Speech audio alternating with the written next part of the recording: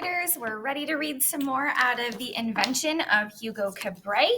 And today we're going to be reading chapter 6 called Purpose. The next morning, Hugo opened the toy booth and set it up exactly the way the old man always did.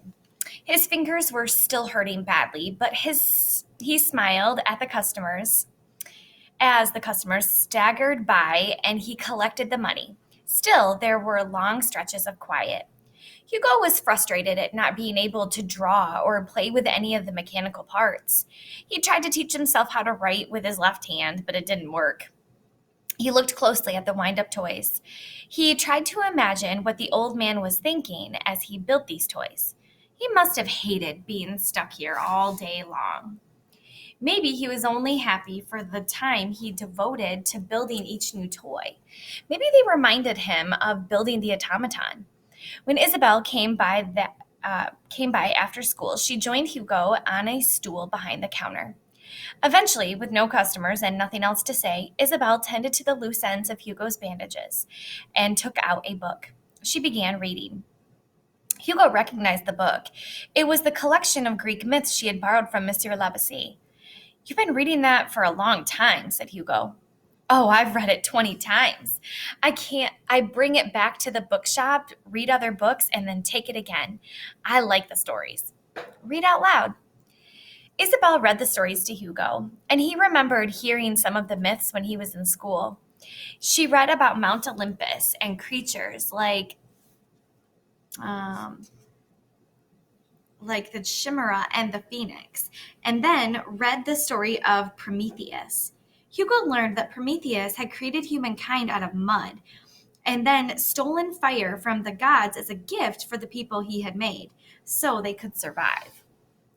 So Prometheus was a thief.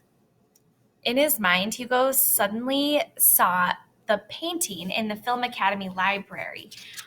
Let's see if I can find that really quick. I'm close right here. This picture is what he's thinking about. One of the figure's hands was reaching up, holding a ball of fire. Okay, so we can see that here. Holding a ball of fire as if it were stealing the flames from above, and the other hand projected light like it was a film.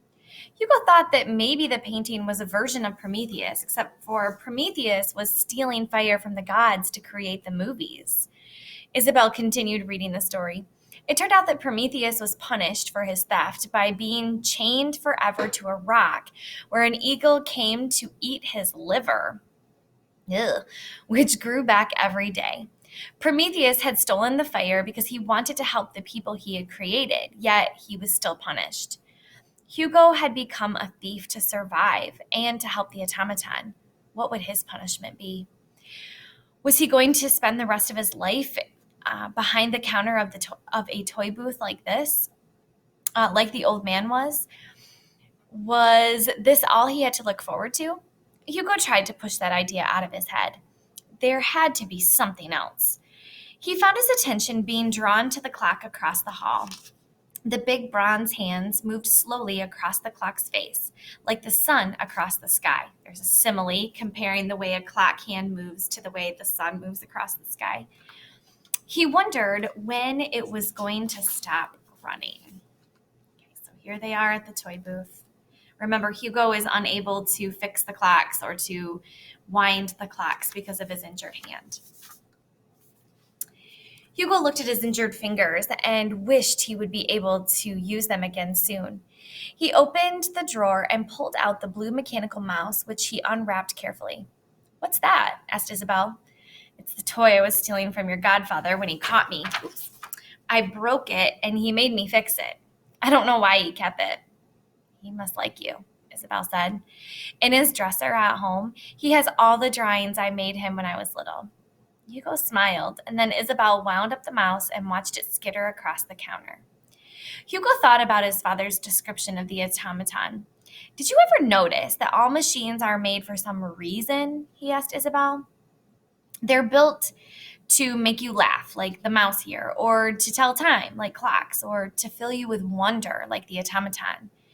Maybe that's why a broken machine always makes me a little sad because it isn't able to do what it's meant to do. Isabel picked up the mouse, wound it again, and set it down. Maybe it's the same with people, Hugo continued. If you lose your purpose, it's like you're broken. Like Papa George? Maybe. Maybe we can fix him. How do we do that? I don't know, but maybe Rene Tabard can help us when he visits next week. He'll know what to do. Hugo and Isabel were quiet for a moment, and then Isabel said, "So what is your purpose? Fixing things?" Hugo thought about it. "I don't know," he said. "Maybe." "Then what's my purpose?" wondered Isabel. "I don't know," said Hugo.